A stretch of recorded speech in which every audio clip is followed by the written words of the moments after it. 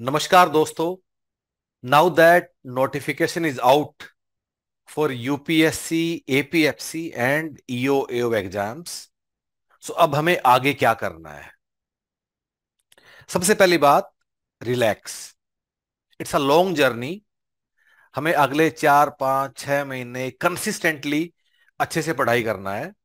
But before we start, इससे पहले कि हम एकदम कोई अपना बेरेक्ट या पॉलिटिकली लक्ष्मीकांत या कोई बिपिन चंद्रा कोई हम किताब लेके आके एकदम पढ़ना शुरू कर दें, एक बार जस्ट हम लोग समझ लेते हैं कि इस वाले एग्जाम के लिए हमारी नीड क्या है। और इस नीड को समझने के लिए इस वाले सेशन में हम लोग क्या करेंगे, हम लोग डिस्कस करते हैं कि यूपीएससी के रिक्रूटमेंट एग्जाम्स में किस तरह का कट ऑफ होता है, कैसा डिफिकल्टी लेवल है, what is weightage of different topics, कौन सा ज्यादा इंपॉर्टेंट है, कौन सा कम है, किसको ज्यादा पढ़े किसको कम पढ़े। इस सारी पढ़ाई करने के लिए विच आर अवर सोर्सेज, किन किताबों का हम प्रयोग करें ताकि हमारे एग्जाम में सवाल भी आए। क्योंकि ऐसा नहीं है कि सिर्फ पढ़ाई कर लेना काफी है, वो इफेक्टिव तब है कि जब उसमें से एग्जाम में सवाल भी आए। सो टू मेक श्योर कि एग्जाम में सवाल भी आए, किस तरह के सोर्सेज, किस तरह की बुक्स हमें अपने एग्जाम के लिए यूज करना है। इन सब चीजों का हम एक एक करके इस वाले सेशन में हम लोग डिस्कस करेंगे। For what? For UPSC, APFC and EO exams, जिसका जिसका की नोटिफिकेशन आ चुका है। And guys, idea is to build up a plan, एक ऐसा प्लान जिसको हम कंसिस्टेंटली ओवर नेक्स्ट 4 महीने, 5 महीने, 6 महीने, जितना भी हमारा सिलेबस खत्म करने का प्लान है, हम उसको ऐसे फॉलो कर पाएंगे। मैं पहला पॉइंट से स्टार्ट करता हूं कि यूपीएससी के जो आरटी एग्जाम्स हैं, रिक्रूटमेंट टेस्ट जिसको बोलते हैं, तो उसकी स्टोरी क्या है। स्टोरी का मतलब है उसका cut off, weightage, difficulty level, where that is going. Guys, सबसे पहले मैं क्या करता हूं, I will start with the cut off point only, कि कट ऑफ में हमें व्हाट वी कैन एक्सपेक्ट और हमें अपना प्रिपरेशन लेवल कहां लेके जाना है। ठीक है। अगर मैं कट ऑफ की बात करता हूं तो हम एपीएफसी भी ले लेते हैं। मैं ईपीएफओ वाले, ईओ एओ वाले एग्जाम का एग्जांपल लेके मैं आपको एक्सप्लेन करता हूं। ठीक है। ये पेपर 2021 में हुआ और उससे पहले ये 2017 में हुआ। ठीक है। अब जो ईओ एओ का पेपर 2017 में हुआ, ठीक है, उसमें जिसके 145 मार्क्स थे आउट ऑफ 300, उसको इंटरव्यू का कॉल आया। This was the cut of. इसका मतलब क्या है? इसका मतलब है कि जिसने 120 सवाल है हमारे पेपर में, जिसने 120 सवाल में 58 सवाल ठीक किए, उसको इंटरव्यू के लिए कॉल आया। अब सेम पेपर फिर 2021 में हुआ। ठीक है। 2021 में क्या हुआ कि जो 300 मार्क्स थे उसमें से जिसने 187 मार्क्स लिए, उसका कट ऑफ पार हुआ। 187 का मतलब क्या है कि जिसने 120 में से 75 सवाल ठीक किए, नेगेटिव मार्किंग के मार्क्स डिडक्ट करने के बाद मैं आपके बात कर रहा हूं, उसका कट ऑफ पार हुआ। ठीक है।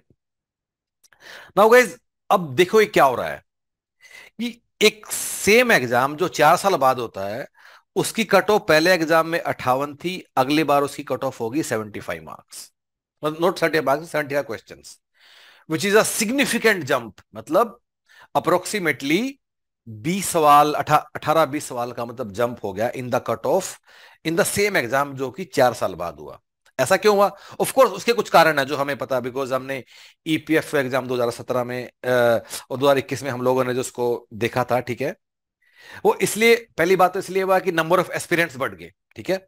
बिकॉज अवेयरनेस धीरे धीरे बढ़ रहा है। 2017 में इस एग्जाम के लिए अप्रोक्सीमेटली 1.5 लाख लोगों ने पेपर दिया और 2021 में इसी एग्जाम के लिए अप्रोक्सीमेटली 2.5 लाख लोगों ने पेपर दिया। हालांकि फॉर्म कितने लोगों ने भरा था? 9.5 लाख लोगों ने फॉर्म भरा था 2021 में, लेकिन 2.5 लाख लोगों ने एक्चुअली दिया। ऑफ कोर्स जितने लोग, the competition level has also increased. So guys, cut off का हम इससे क्या आइडिया सीख सकते हैं? पहली बात, that the cut off can keep varying, the cut off can keep varying in a UPSC recruitment exam. ठीक है। अब ये कट ऑफ क्यों इतना ज्यादा गया? Of course there are lot of factors, मैं आपको एक दो बता देता हूं। डिफिकल्टी लेवल की बात करते हैं उसको समझने के लिए, कि जब 2017 में ईपीएफओ का पेपर हुआ, उसमें अकाउंटिंग एक सेक्शन था, सब टॉपिक, अकाउंटिंग के 15 सवाल आए।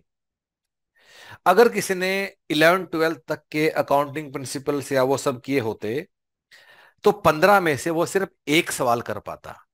बाकी 14 सवाल, 14 question out of 15 were from higher level. So higher level कौन सा है?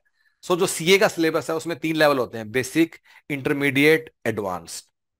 उसमें से कुछ सवाल एडवांस लेवल के भी थे, और आप खुद ही पेपर 2017 का डाउनलोड करके आप देख सकते हो, ब्रांच अकाउंटिंग के सवाल उसमें आए हुए थे, जो कि which is like really a good level. अब जब यही पेपर 2021 में हुआ, तो सारे के सारे सवाल अकाउंटिंग के 11th 12th लेवल के ही आगे थे।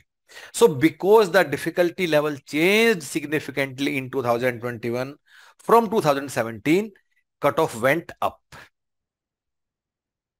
सिमिलरली अगर हम वेटेज की बात करें, ठीक है, कि यूपीएससी के रिक्रूटमेंट एग्जाम में वेटेज की स्टोरी क्या है, ठीक है। So let me show you कि ये एनालिसिस है, 17 में कहां से कितने सवाल आए और फिर 21 में कहां से कितने सवाल आए। अगर हम इस वाले एनालिसिस को देखते हैं, सो जनरल साइंस के 10 सवाल आए 17 में, 21 में आए 15, ठीक है, ओके। लेबर लॉ आईआर के इसमें 20 आए, अगली बार आए इसमें 10। करंट अफेयर के शुरू में 10 आए, अगली बार आए 15। So guys, even weightage of topics keep varying. और ऐसा नहीं है कि ये वाला चीज ईपीएफओ के लिए हो रहा है, this true for all recruitment exams. क्योंकि हम लोग एट ह्यूमन पेटर्स, हम लोग सारे रिक्रूटमेंट एग्जाम्स करते हैं। हम एएलसी भी करते हैं, एडमिन ऑफिसर, स्टोर ऑफिसर, ईएसआईसीडीडी। सो मैं आपको एएलसी वाला चार्ट दिखा देता हूँ। सो एएलसी 2015 में हुआ, उसके बाद 2017 में हुआ, 25 नवंबर 2017 को पेपर हुआ। जो 2015 में एएलसी का पेपर हुआ, उसमें 46 सवाल थे लेबर लॉज के ऊपर, जो कि अगली बार बढ़ के 62 सवाल बन गए in the same paper for UPSC ALC, जो 15 और 17 में हुआ। सो गाइज, अब मैंने जो ये आपसे 3 बातें की हैं, नंबर 1 की cut off, number 2 difficulty level, number 3 weightage of topics, कि कौन सा ज्यादा इंपॉर्टेंट है, कौन सा कम इंपॉर्टेंट है। तो इन सारी बातों से हमने अभी तक क्या सीखा based on the previous papers? So हमने इससे ये सीखा कि हमको इससे कुछ नहीं सीखना है।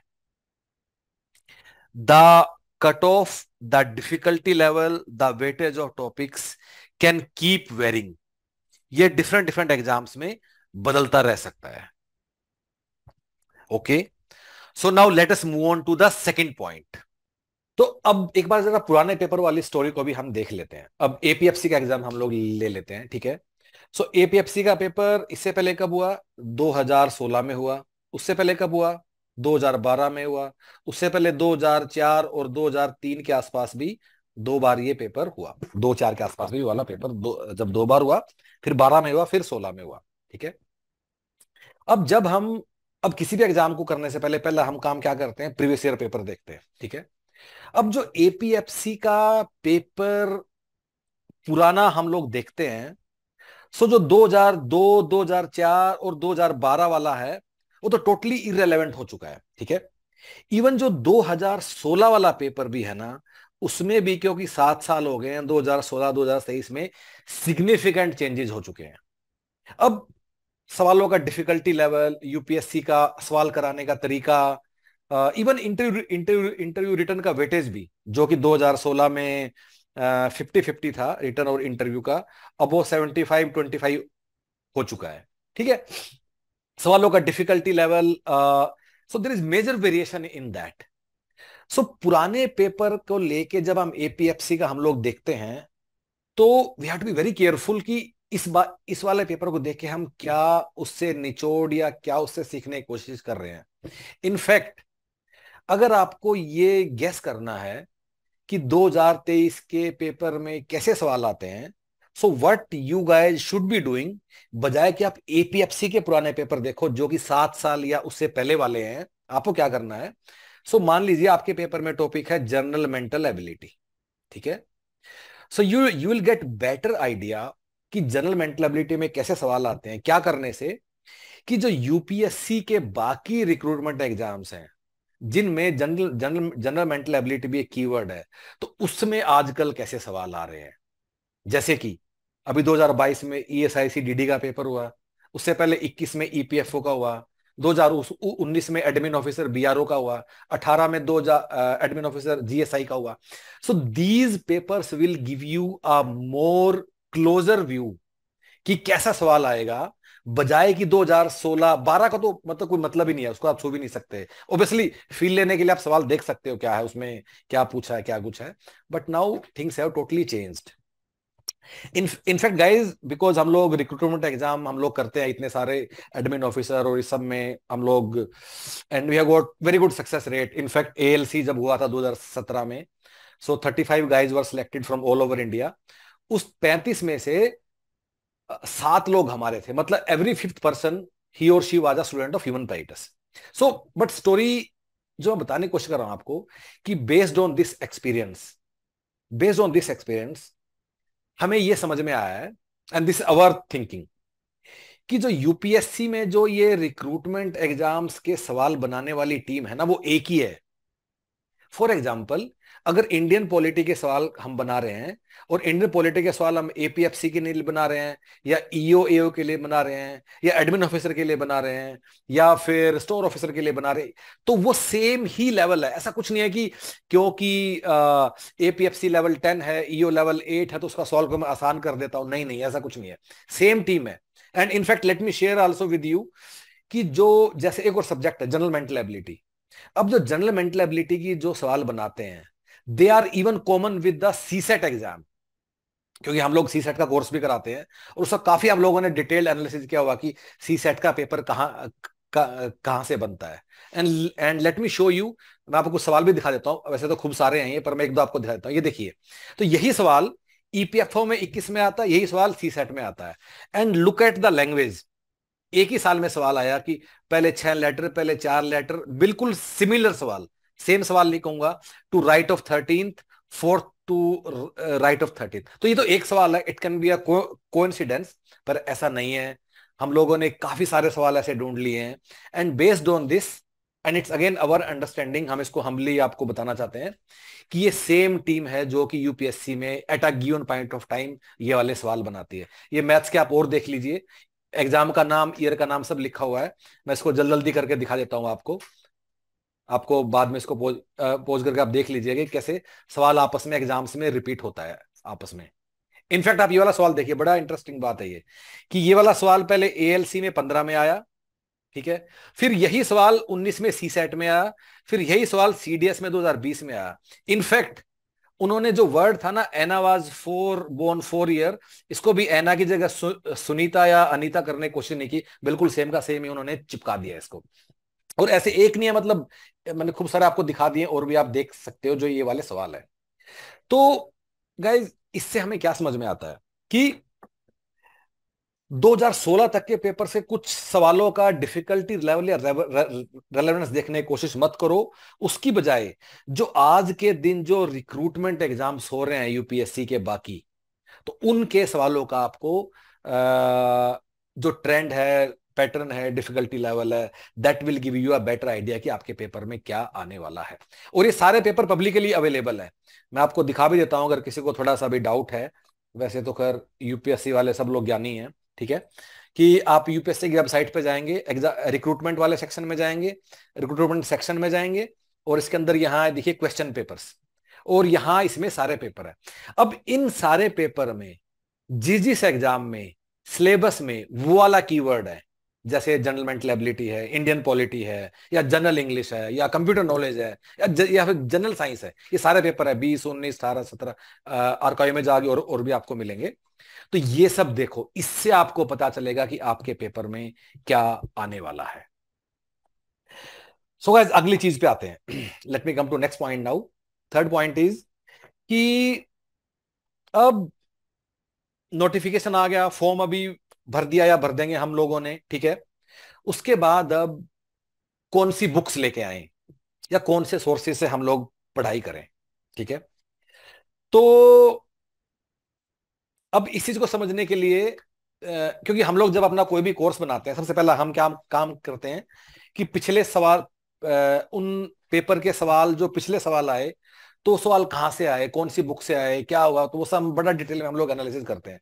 हम लोगों ने यूपीएससी के सारे रिक्रूटमेंट एग्जाम का एक एक सवाल अपने हाथ से किया हुआ है, and based on that understanding only हम आपके साथ ये सब शेयर कर रहे हैं, ठीक है। तो अब गाइज, क्योंकि हम एक एक सवाल को पीछे करते हैं, तो अभी जब 2017 वाला पेपर था ईपीएफओ का, ठीक है, मैं ईपीएफओ के ज्यादा एग्जांपल दे रहा हूं, एपीएफसी के कम दे रहा हूं, क्योंकि ईपीएफओ का एक लेटेस्ट पेपर भी हमारे पास है 17-21, एपीएफसी 16 वाले से तो काफी कम तुम्हें सीखने को मिलेगा, इसलिए ऐसा कर रहा हूं। But these things are equally applicable to both exams, EPFO और APFC, sorry, EOAO and APFC. सो अब जब 17 का पेपर हम लोगों ने देखा, ठीक है, तो एक एक सवाल को करके हम लोगों ने क्या शुरू किया 17 के पेपर में देखना, कि जो एक एक सवाल था, कि ये इस वाले सवाल का सोर्स कहां से है, कौन सी किताब से सवाल बनाई है। ऑब्वियसली हमने पूरा पेपर किया, 120 सवाल जितने भी थे। मैं आपको ना एक सब्जेक्ट दिखा देता हूं, मे बी हमने थोड़ा जनरल मेंटल एबिलिटी का बात कर लिया, तो मैं अब की बार हिस्ट्री की बात कर लेते हैं। तो सिलेबस में कीवर्ड है इंडियन फ्रीडम स्ट्रगल या फ्रीडम मूवमेंट, एक सिलेबस में कीवर्ड है, ठीक है। तो अब ये वाले सवाल हैं जो आपके 2017 में आए, मतलब एक, फिर ये वाला सवाल इस बुक में था, ये इसमें था, ये इसमें था, ये इसमें था। आप थोड़ा स्लो करके इसको देख सकते हो, ठीक है। अब गाइस, इंडियन फ्रीडम स्ट्रगल के लिए जनरली हम लोग क्या सुनते हैं, जहां हम लोग बात करते हैं कि 11th-12th तक की एनसीईआरटी कर लेते हैं, यही यूपीएससी की जनता का एक जनरली काफी वो रहता है, या फिर एक बुक बिपिन चंद्रा हम लोग पढ़ लेते हैं, ठीक है। अब गाइस, जब हमने एक एक सवाल का सोर्स ऐसे करके निकाला कि वो सवाल कहां से आया है, ठीक है, तो जो 15 सवाल आए इंडियन फ्रीडम स्ट्रगल के, ठीक है, और ये पेपर आप भी डाउनलोड करके खुद ही चेक कर सकते हो, ठीक है, बाय द वे, ठीक है। तो इस 15 में एनसीईआरटी की बुक 11th-12th की हम लोगों ने देखी, सिर्फ एक सवाल ऐसा था जो कि एनसीईआरटी की बुक से था, 15 में सिर्फ एक सवाल। अच्छा, उसमें भी उसके अंदर भी क्या था, ठीक है, कि जैसे अब 12th की एनसीईआरटी पढ़ोगे, उसके 3 पार्ट्स हैं।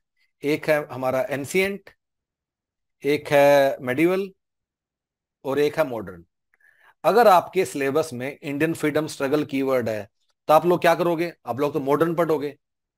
जो ये एक सवाल भी आया ना 15 में से, जो मैं बता रहा हूँ एनसीईआरटी की बुक में था, वो भी मेडिवल हिस्ट्री में दिया हुआ था, जो भी अभी आपके सामने स्क्रीन पे है, मेडिवल या एंशिएंट में दिया हुआ था कहीं से ये वाला सवाल। मतलब क्या है, मतलब कि अगर किसी ने 2017 के टाइम सिर्फ 12th तक की एनसीईआरटी पढ़ी होती, तो उसके 15 में से उससे एक भी सवाल नहीं हो पाता, एक भी नहीं। And I want you guys to do this analysis. हम लोगों ने तो अपना कर लिया, हम पूरे पेपर का हम लोग करते रहते हैं, आप लोग खुद करो अपने हाथ से, तभी आपको फीलिंग आएगी। और ऐसा नहीं कुछ विशेष उठ के आ गया है, मेरा मतलब है कि जैसे एक सवाल है, मैं आपको दिखा देता हूं, ठीक है, कि let me find that question for you, जो हिस्ट्री का सवाल था, ठीक है। तो give me a second guys, I am trying to find that question जो आप लोगों के लिए है। ओके, जैसे ये कोई है कि इनमें से कौन सा किताब या कौन सा वर्क बेगम रोकेया का नहीं है।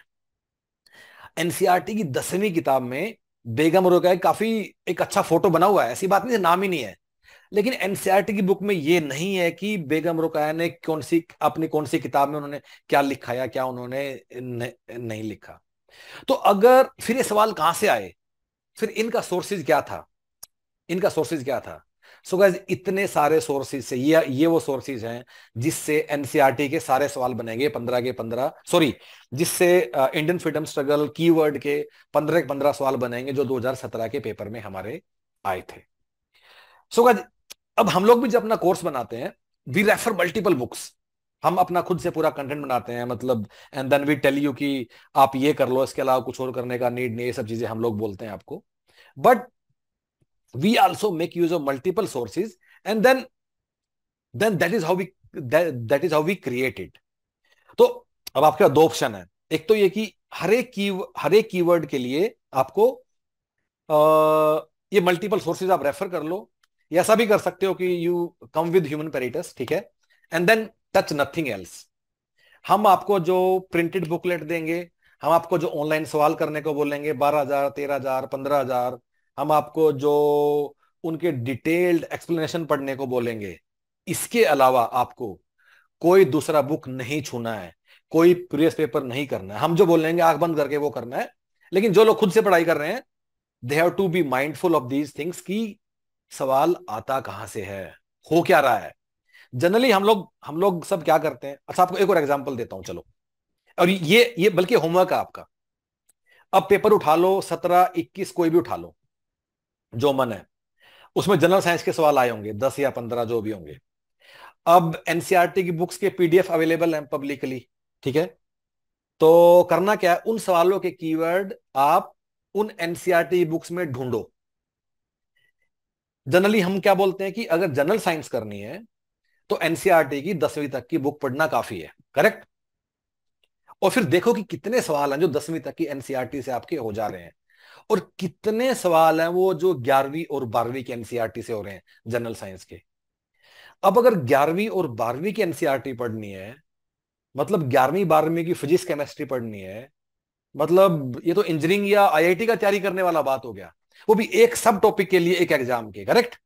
तो क्या करें, ये तो है ही 11वीं 12वीं की पढ़नी है, पर किस डेप्थ तक पढ़नी है, उसमें कैसे पढ़ाई करना है, 11वीं 12वीं में से किस तरह का सवाल बन सकता है, किस तरह का नहीं बन सकता है 11वीं 12वीं की एनसीईआरटी में से सवाल। सो गाइस ये चीजें हमें थोड़ा देखना होगा। अगेन हम लोग हम लोग डिटेल्ड टॉपिक वाइज एनालिसिस हम लोग करेंगे कि इस वाले टॉपिक की बाउंड्री में क्या क्या पढ़ाई करना और कैसे पढ़ाई करना है। एक सेपरेट वीडियो कंप्यूटर नॉलेज के लिए, एक separate video general mental ability के लिए, एक सेपरेट वीडियो पॉलिटी के लिए, एक फ्रीडम स्ट्रगल के लिए। तो आपको एक एक करके आपको करना है। बट ऑफ कोर्स अगर आप हमारे साथ एनरोल्ड हो फिर तो ये सब देखने की जरूरत नहीं है, फिर तो पढ़ाई शुरू करो, जो हम देंगे आंख बंद करके पढ़ाई करो। लेकिन अगर आप खुद से कर रहे हो देन, बजाय कि एकदम रश करके भागने की, एक बार समझ लो ये वीडियो अगले धीरे धीरे एक एक टॉपिक की करके अगले 7 से 10 दिन में यूट्यूब पे अपलोड हो जाएंगी। और फिर आपको वहां जाके एक एक करके आप ये वीडियो देख लीजिएगा कि सिलेबस की बाउंड्री क्या है। And again guys, there are lot of decisions जो कि हम लोग we make for you. For example, अगर अगर मैंने नाम लिया अभी कंप्यूटर नॉलेज का, ठीक है। सो अगर मैं कंप्यूटर नॉलेज टॉपिक की बात करता हूं, कंप्यूटर नॉलेज, ठीक है, कंप्यूटर नॉलेज। अब कंप्यूटर नॉलेज में एक टॉपिक होता है बाइनरी कन्वर्जन, ठीक है, कि किसी नंबर को बाइनरी में कन्वर्ट करो। अब मान लो एक नंबर है कोई भी, जैसे 27, इसको बाइनरी में करो, तो क्या मुझे सीखना है? ओके। अगर सवाल है 27.5 को बाइनरी में कन्वर्ट करो, क्या मुझे ये सीखना है? क्या मुझे नेगेटिव नंबर को भी बाइनरी में कन्वर्ट करना सीखना है? क्या मुझे नेगेटिव डेसिमल वाले नंबर को भी बाइनरी में कन्वर्ट करना है? अब सिलेबस में क्या है, ये है, ये है, ये नहीं है, ये है, कैसे, how do we decide that? That is what we do for you. और हम कैसे करते हैं, क्योंकि हम सारे रिक्रूटमेंट एग्जाम्स का ओवर द ईयर्स जो हम लोगों ने समझा है, जो वो करता है, उसके बेस पे हम एक एक सवाल को देख के आपके लिए डिसीजन लेते हैं। ऐसा नहीं है कि आप 100% करेक्ट है, लेकिन इसके बाद भी हम भी कुछ, हर बार कुछ सवाल अपनी समझ से हम कम ज्यादा करते हैं तो we can miss that out. लेकिन इसके बाद भी अभी जो ईपीएफओ का पेपर हुआ था, उसमें 120 में से 105 सवाल हमारे कोर्स से इसलिए आए थे। वो इसलिए नहीं आए थे कि हमारे पास कुछ एक्स्ट्रा विजडम है और हमें इंपॉर्टेंट सवाल पता है, या फिर हमें कुछ ज्यादा, हमें कुछ ज्ञान प्राप्त नहीं। Because we did lot of research and that is what we do with recruitment exams, and this is how we create our course, ठीक है। सो गाइज अब बात ये आती है कि अब हमें आगे करना क्या है, आगे हमें पढ़ाई कैसे करना है। सबसे पहली बात, ये तो आप एग्री करते हो आप विद, अब तक हमने जो डेटा आपके सामने रखा है कि 100% सिलेबस कवर करना है, ठीक है। अब एक चीज ये भी बोल देता हूं मैं कि क्या नहीं करना है, and I want to give you one example. In fact this is a exercise जो आप लोग करना है, बजाय कि आप मेरी बात आंख बंद करके आप मान लो। सो लेट मी टेल आपको करना क्या है। तो आपको एक छोटा सा एनालिसिस करना है। वो क्या है, हम लोग क्या करते हैं जनरली, एंड जिस तरीके से हम लोग सब पढ़ाई करते हैं, सो हम यूट्यूब से काफी पढ़ाई करने की कोशिश करते हैं। यूट्यूब से क्यों करते हैं? क्योंकि हमारे मन में ना दो चीजें होती हैं। नंबर एक, कि मैं यूट्यूब से इस टॉपिक के 50 जरूरी सवाल कर लेता हूं। नंबर दो, हम क्या कोशिश करते हैं कि क्या यूट्यूब पे कुछ ऐसा है कि मैं सारा इंडियन फ्रीडम स्ट्रगल एक 4 घंटे की मैराथन क्लास में कर लूं या 6 घंटे की मैराथन क्लास में कर लूं। क्या मैं ये वाला काम यूट्यूब से जाके कर लेता हूं? इन दो चीजों के लिए हम लोग यूट्यूब पे जाते हैं। Correct? Okay. Now that we agree to that, तो अब एक छोटा सा एनालिसिस करो, मैं आपको बोलता हूं। आप जाके ना यूट्यूब पे सर्च करो ईपीएफओ, और किसी टॉपिक का नाम भी ला सकते हो आप। EPFO important, EPFO, EPFO and important questions, आप ऐसे वीडियो को सर्च करो, ठीक है? तो बड़े सारे वीडियो आपके पास आ जाएंगे ईपीएफओ के, जिसमें जरूरी सवाल हैं कुछ है, ठीक है? अब आपको करना क्या है, आपको इनमें से ना वो वाला वीडियो ढूंढना है जो कि 5 सितंबर 2021 से पहले का है। ऐसा क्यों करना है? क्योंकि 5 सितंबर को ईपीएफओ का पेपर हुआ था, ठीक है? फिर आप उस वीडियो को देखो जिसमें इंपॉर्टेंट क्वेश्चन है, जिसने पूरा कॉन्फिडेंस के साथ आपको बोल दिया कि ये इंपॉर्टेंट सवाल है, इसमें से तुम्हारा पेपर बन जाएगा। उस वीडियो को देखो। उसके बाद अब पेपर हो गया, 5 सितंबर को पेपर भी तुम्हारे पास है, फिर पेपर को देख लो एक बार, and then try to find out कि ये जो इंपॉर्टेंट सवाल बताने वाली अपना पूरा स्ट्रेटजी होता है, ठीक है, उसमें से एक्चुअली तुम्हें एग्जाम में कितने सवाल आए। आप खुद से करना है, या आप मतलब मेरे, क्योंकि हमने तो मतलब कर लिया है, ठीक है? एंड अगर आपका एक दो सवाल आ भी गए तो क्या वो काफी हैं एक ऐसे एग्जाम की कटो पार करने के लिए जिसमें 120 में से 75, 120 में से 75 सवाल हम लोगों को ठीक करने थे? क्या वो काफी हैं ऐसी वाली चीज करने के लिए? अब सो गाइज, करना क्या है? करना ये है कि हमें ना एक तो यूपीएससी का थोड़ा सम्मान करना होगा। उसको तुम हल्का नहीं बना सकते ये बोल के कि मैं इसके कुछ जरूरी सवाल कर लेता हूं या फिर एक मैराथन क्लास में पूरा वो कर लूंगा मैं। ऐसे पेपर नहीं निकलेगा, ठीक है? और सिर्फ इतना ही नहीं है, बात सिर्फ यहीं तक लिमिटेड नहीं है। इवन उसके अंदर जो क्या पढ़ाई करनी है उसके लिए भी आपको एक बार अपना दिमाग लगाना है कि क्या टॉपिक है, क्या आपको क्या लोग सलाह दे रहे हैं, ठीक है? अभी जैसे मैंने राइट नाउ, अभी जैसे मैं आपको ये वाला वीडियो अभी मैं आपको अभी मैं दिखा रहा था अभी, ठीक है? तो मुझे यहाँ कोई वीडियो चल रहा है सामने, यहाँ दिखा रहा है, यहाँ दिखाई दे रहा है स्ट्रेटजी टू टारगेट ईपीएफओ और माइंस एक्ट और मोटर ट्रांसपोर्ट एक्ट।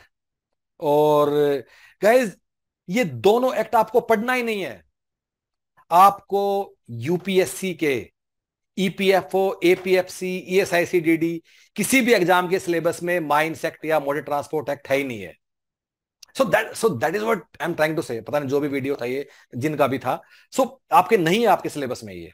और नहीं, आप मुझे कोई भी पेपर में सवाल दिखा दीजिए जिसमें माइंस एक्ट या मोटर ट्रांसपोर्ट एक्ट से कोई सवाल है, आपको लेबर एक्ट पढ़ना ही नहीं है। So again it feels very nice कि कोई भी आके किसी भी सब्जेक्ट के लेबर लॉज के बारे में दो बातें हम कर लेते हैं, वो कर लेते हैं, लेकिन उससे पहले इतना मेहनत तो करना बनता है कि उसमें से कहां से सवाल आ रहे हैं। अभी मैं कोई दूसरा वीडियो भी देख रहा थोड़ी देर पहले, तो कोई बता रहा है कि बस लेबर कोड पढ़ लो। अगेन गाइज, और मैं काफी रिस्पॉन्सिबिलिटी के साथ जोर से बोल रहा हूं, चीख चीख के, लेबर कोड नहीं पढ़ने हैं। लेबर कोड नहीं पढ़ने हैं जब तक कि सिलेबस में एक्सप्लिसिटली ऐसा वर्ड नहीं आ जाए न्यू लेबर कोड्स। जब तक लेबर लॉज लिखा आएगा तब तक आपको पुराने लेबर एक्ट ही पढ़ने हैं। हम, और ये बात हम बोल रहे हैं लेबर लॉज के मामले में, आईआर के मामले में, you guys know it, human right से अच्छा कोई नहीं है। और ऐसा नहीं कि हम कुछ ज्यादा जानते हैं, हम इंश्योर करते हैं कि हम पूरा ए टू जेड अच्छे से एक्ट पढ़ा दें। बस अपना मेहनत करते हैं हम लोग, कुछ स्मार्टनेस नहीं है हमारे पास, कुछ इट्स प्योर हार्ड वर्क कि जिसमें हम will make sure that you go through everything, अच्छे से आपको समझा दे, कोई फीचर उसका मतलब छूटे नहीं, यही हम लोग करते हैं। और इसी के बेस पे 120 में से 105 सवाल आए थे। तो लेबर कोड नहीं पढ़ने हैं। और आपको एग्जांपल चाहिए, मैं आपको अभी दे देता हूं। लेबर कोड 2019-20 में आ गए थे, कोड ऑफ वेजेस 19 में आ गया था। उसके बाद ईपीएफओ का पेपर 21 में हुआ है, लेबर कोड से एक भी सवाल नहीं आया है। 22 में ईएसआईसीडीडी हुआ, लेबर कोड से एक भी नहीं आया है। पुराने एक्ट से सवाल आते हैं। इनफैक्ट अभी इंडिया में किसी भी एग्जाम में, आईबीपीएस, एसओएचआर ले लो, यूजीसी नेट ले लो, लेबर कोड के सवाल आने शुरू ही नहीं हुए हैं किसी भी एग्जाम में। सो गाइस, अनलेस सिलेबस में लेबर कोड लिखा है, आपको लेबर कोड नहीं पढ़ना है। और ये वाला विजडम जो मैं आपको चीख चीख के बोल रहा हूं, ऐसा नहीं कि ये मुझे पता बाकियों को नहीं पता है। प्रॉब्लम यह है कि कोई इतना मेहनत करने को ही नहीं तैयार है कि मैं इस वाले सिलेबस की बाउंड्री बनाने के लिए पिछले सवाल ही देख लूं सारे एक बार। That is where problem lies. So आपको, क्योंकि देखिए आप लोगों की एवरेज एज कितनी होगी, 35 साल अपर एज लिमिट है, तो एवरेज एज होगी 25 साल, 26 साल, 28 साल। सो ये सब चीजें आप खुद से भी कर सकते हो। आप कि सिलेबस की बाउंड्री में कि कैसे बनाऊं। सो गाइज मैं समअप करता हूं, ठीक है।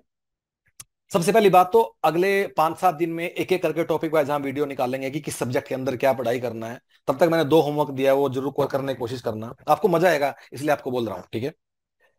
सबसे पहली बात तो 100% सिलेबस करना है। दूसरी बात, ऐसे एकदम कूदो मत कि बेरेक्ट उठा के अभी एकदम शुरू कर दिया, लक्ष्मीकांत ले आए, 2-3 दिन से कुछ आफत नहीं आ रहा है। आपको एक लंबी जर्नी है, धीरे धीरे कंसिस्टेंटली आपको सिलेबस पूरा करना है, बड़ी सारी चीजें कवर करनी है। तो बिफोर कि आप एकदम शुरू कर दो कुछ, एक बार प्लान कर लो कि करना क्या है, बाउंड्री क्या है, पेपर में क्या आता है। अच्छा प्रॉब्लम ये भी है एक, कि हम लोग क्या करते हैं कि अच्छा मैंने पढ़ लिया, लेकिन क्या मैंने जो पढ़ा पेपर में उसमें सवाल आए। सक्सेस तो उससे डिफाइन होता है, राइट। यूपीएससी की तैयारी में कितना सारा तो ऐसे ही है ना कि भाई मैंने कोचिंग ले ली, सवाल तो आना चाहिए उसमें से। That is where problem lies. और सवाल कैसे अनश्योर होगा कि आया नहीं आया, जब तक आप, और मैं बता दूं आज मेरी इस वीडियो बनाने के बाद भी 10 आदमी आपको यही वाले बात बोलेंगे कि जैसे एग्जांपल देके कि जनरल साइंस के लिए 10th तक की बुक्स पढ़ लो, लेकिन एक बार पेपर उठा के देख तो लो। और अभी हम वीडियो निकालेंगे थोड़े दिन में कि जनरल साइंस के लिए कहां से क्या सवाल आया, कहां से क्या करना है। पर मेरे बोलने के बाद भी कोई ये मेहनत नहीं करेगा, और फिर पेपर में सवाल नहीं आएगा बस फिर। लेकिन हम सबने मेहनत कर लिया है। So it is not about मेहनत, इट इज अबाउट कि क्या पढ़ना है, फिर मेहनत उस पर आएगी। सेकेंडरी पॉइंट इज द मेहनत। उसके बाद गाइज अपने ट्रेडिशनल मेथड होते हैं जो पढ़ाई करने के, कि मैं पूरा सिलेबस कवर कर लेता हूं। अगर मुझे फैक्ट्रीज एक्ट पढ़ना है तो मैं पहले से आखिरी लाइन पढ़ के अच्छे से याद कर लेता हूं, न कि कुछ कुछ भी ऐसा काम जिससे कि जो कि और ग्लोरीफाइड है यूट्यूब वाली दुनिया में। Faster method, shorter method, important question, strategy. Strategy word कितना और ग्लोरीफाइड है कि भाई स्ट्रेटजी बता दो इसकी क्या। स्ट्रेटजी क्या होता है, एक सिलेबस बस खत्म करना है। स्ट्रेटजी क्या है, कुछ भी नहीं है स्ट्रेटजी। स्ट्रेटजी जब पूछते हैं लोग तो क्या पूछना चाहते हैं कि क्या इसी काम को करने का कोई आसान तरीका है। नहीं है कोई आसान तरीका।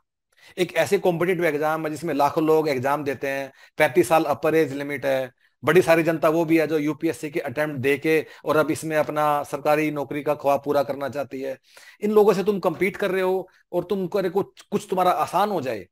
अगर कोई भी ऐसा रास्ता है, कोई ऐसा शॉर्टकट है, कोई इंपॉर्टेंट क्वेश्चन है, कोई पूरे मैथ्स के सिलेबस को कोई 20 घंटे में करवा दे रहा है, मतलब जो भी ऐसा रास्ता है जिससे तुम्हारी जिंदगी आसान हो जाती है, तो ऐसा रास्ता नहीं हो सकता। तुम्हारा रास्ता वही है जिसमें कुछ तुम्हें किसी हार्ड वर्क से गुजरना पड़े, जिसमें हमें पूरा गधा बनना पड़े, ट्रेडिशनल मेथड से घंटों घंटों बैठ के पढ़ाई करनी पड़े। That is where success will come from. Smartness, no smartness, नहीं है कोई स्मार्टनेस इसमें। Next thing guys, again cut off weightage. और कट ऑफ की बात बार बार मैं क्यों जोर दे रहा हूं कि पेपर डिफिकल्ट है तो कट ऑफ नीचे आ जाएगा, आसान है तो ऊपर चला जाएगा। अब मान लो मैं पिछले एग्जाम को, अब किया पिछले कट ऑफ 75 था, ठीक है, और मैं पेपर देने चला गया, मेरे दिमाग में था कि 75 था कट ऑफ तो 2021 में, अब 23 में हो रहा तो फिर मुझे ये करना है। और वहां पेपर एकदम मुश्किल आ गया। अब मुश्किल आ गया तो आपको ना 60 सवाल आते थे, तो आप क्या करते हो, अरे 60 तो कम है, 60 मुझे आते हैं पर 60 कम है, क्योंकि मेरे दिमाग में तो प्री कंसीड नोशन है कि कट ऑफ 75 था पिछली बार। तो मैं क्या करता हूं, फिर मैं तुक्के मारना शुरू करता हूं। यूपीएससी नेगेटिव मार्किंग 1/3 मेरा सारा स्कोर पेल देगी। घर आओगे, कट ऑफ चेक करोगे, जब रिजल्ट आएगा पता चलेगा कि कट ऑफ तो 54 था, 60 तो आपको आते थे, 54 कट ऑफ था। लेकिन because you had this pre कंसीड notion कि मुझे 75 लेना, क्यों, क्योंकि पिछले पेपर 75 था और आपने अपना सिलेक्शन खराब कर लिया। दैट इज वाई मैं बोलता हूं कि कट ऑफ, वेटेज, ये सब दुनिया से बाहर आ जाओ, ट्रेडिशनल मेथड से सिलेबस खत्म कर लो, और सिलेबस खत्म करने से पहले एक बार सिलेबस की पूरी बाउंड्री बना लो। Again, guys, if you are going with human apparatus, you can completely depend upon us. हम आपकी जिंदगी आसान इसलिए नहीं बनाने वाले कि हम आपको स्मार्टनेस बता देंगे, कुछ ट्रिक्स बता देंगे, कुछ इंपोर्टेंट सवाल बता देंगे।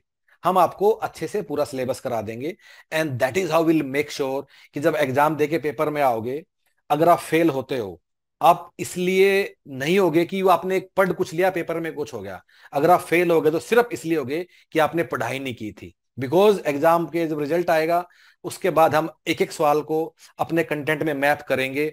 मैं ये नहीं क्लेम कर रहा हूं कि 120 में से 105 आएंगे, हो सकता है 120 में से 97 आए, बट तब भी that will be more than sufficient to clear the cut off, in fact to get a very good score. So this is what our plan is. और लेट्स सी, स्लोली हम और भी वीडियोस डालेंगे, कैसे आगे बढ़ना है, कैसे क्या करना है।